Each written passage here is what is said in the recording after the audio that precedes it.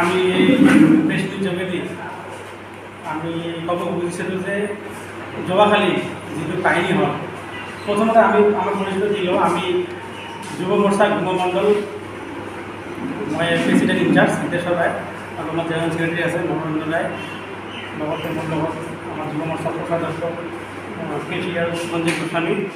তো কালি আমাৰ গুমাত যিখিনি ঘটনা হ'ল আমাৰ মাননীয় মন্ত্ৰী অশোক সিংহল ডাঙৰীয়া যে আহিছিলে তাতে যি জইনিং প্ৰগ্ৰাম আছিলে তাতে যি এটা ঘটনা হ'ল আমি বহুত তাত লৈ আমাৰ যুৱ মৰ্চা গুমমণ্ডল মানে তাত বহুত দুখ প্ৰকাশ কৰিছোঁ আৰু কথা হ'ল কি আজি আমি যি বিজেপিৰ সক্ৰিয় কাৰ্যকৰ্তা আজি যদি এই সক্ৰিয় কাৰ্যকৰ্তা আজি ইমান ডাঙৰ এটা প্ৰগ্ৰাম ইমান ডাঙৰ এটা মিনিষ্টাৰ আহিছে অসমৰ মানে মিনিষ্টাৰ তাতে যদি আমাৰ প্ৰাক্তন দুবাৰ মণ্ডল প্ৰেচিডেণ্ট হৈছিলে আৰু ইলেকশ্যনো খেলিছে তাত কিছুমান মানে আমাৰ যি বিজেপিৰ মানুহেই নহয় কোনো বিজেপিৰ পদত নপৰে কোনোবা ধুবুৰী ডিষ্ট্ৰিক্টৰ কোনোবা বাহিৰৰ মানে সিহঁতে বাধা প্ৰদান কৰে আৰু ধাক্কা আপোনালোকে ভিডিঅ' চাইছে অলৰেডি যে সিহঁতে এনেকুৱা অত্যাচাৰ কৰিছিলে।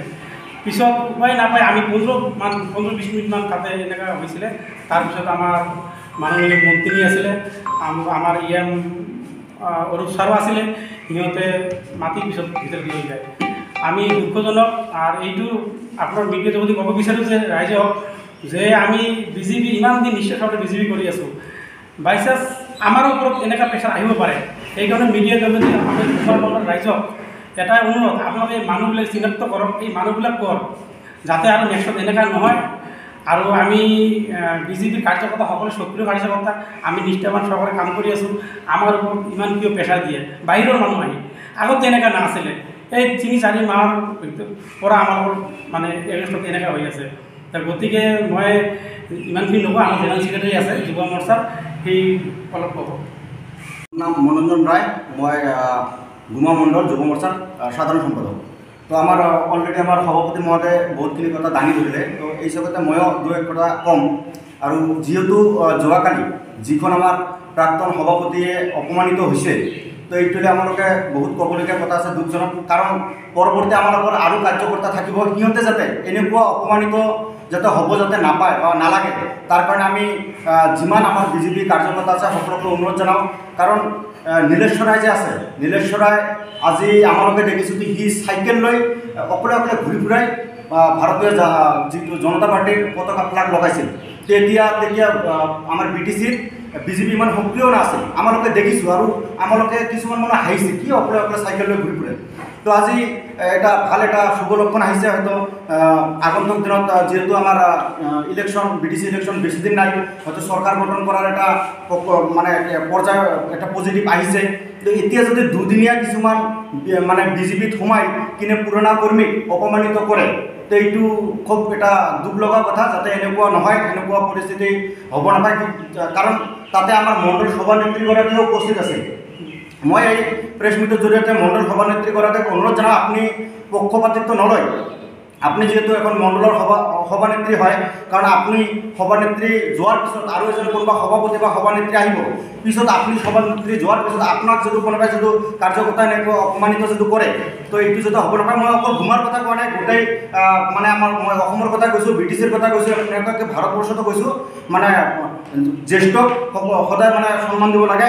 আৰু এইখিনিৰ জৰিয়তে মই এটা অনুৰোধ জনাওঁ আমালোকৰ যিহেতু গুমাত এটা বেয়া পৰিস্থিতিৰ মাৰপিটৰ এটা ঘটনা হৈছে অপমানিত এটা ঘটনা হৈছে তো এতিয়া টিকিট কাক দিয়ে নিদিয়ে দলে চাৰি চাই যাক দিব আমালোকে সকলোৱে তাক ভোট দি জয়যুক্ত কৰিম আৰু আমালোকে গুমাটো এইবাৰ 100% জিকিমেই ভাৰতীয় জনতা পাৰ্টিৰ পৰা। মই এই মিডিয়াৰ যোগেদি আমালোকৰ যে যশস্বী আমাৰ মুখ্যমন্ত্ৰী আছে হিমন্ত বিশ্ব শৰ্মা ছাৰ আৰু আমাৰ ৰাজ্যিক সভাপতি যে দিলীপ শইকীয়া মহোদয় আছে তাৰপিছত আমাৰ চামগুৰিৰ বিধায়ক তথা আমাৰ দিপুৰঞ্জন শৰ্মা দাদা আছে তাৰপিছত আমাৰ জয়ন্ত মল্ল বৰুৱা দেৱ আছে আমাৰ মাননীয় মন্ত্ৰী মাননীয় মন্ত্ৰী পীযুষ হাজৰিকা দেৱ আছে তাৰপিছত আমাৰ যি আমাৰ সন্মানীয় আমাৰ জ্যেষ্ঠ মন্ত্ৰী আমাৰ অশোক সিংহল মহোদয় আছে। আমি সকলোকে যুৱ মৰ্চাৰ গুমা মণ্ডলৰ তৰফৰ পৰা অনুৰোধ জনাওঁ আপোনালোকে গুমা মণ্ডলটোত আহি সেইখিনি তদাৰক কৰক কাৰণ ইয়াত বহুত ধৰণৰ মানে বাহিৰৰ মানুহ সোমাইছিল, সোমাই কিনে ভাৰতীয় জনতা পাৰ্টি ইয়াত গুমাটোক নষ্ট কৰিবৰ কাৰণে এটা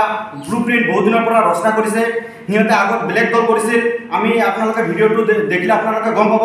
সেইকাৰণে অনুৰোধ জনাওঁ আপোনালোকে চিনাক্ত কৰি আচলতে কোন কোন ইয়াত সোমাই মানে ভাৰতীয় জনতা পাৰ্টিটো এটা ধ্বংসৰ ৰূপত ঠেলি দিব বিচাৰিছে, তাক চিনাক্ত কৰি সিহঁতক যাতে এটা বিহিত ব্যৱস্থা গ্ৰহণ কৰে, এইখিনি আমালোকে অনুৰোধ জনালোঁ আছে।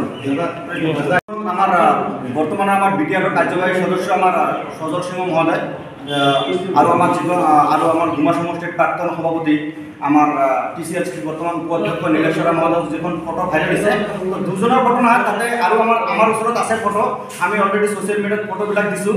তাত মানে এখন সৰু টেবুলত দুজনক থালি দিছে, থালিত কিন্তু ভাত নাই, তাত মানে তৰকাৰীৰ বাটিবিলাক যে কোন জেগাত ৰাখিব এইবিলাক নাই। আৰু এখন ডাঙৰ ফটো আপোনালোকে দেখিছে, বাকী ইয়াত আমাৰ অৰূপ ছাৰ আছিল আৰু সিহঁতৰ মানে টেবুলখন ডাঙৰ আছে, বাটিবিলাক আছিল। তো এইখিনি তথাপি নকলেও চলিল হয়, তথাপি মই ক'লোঁ।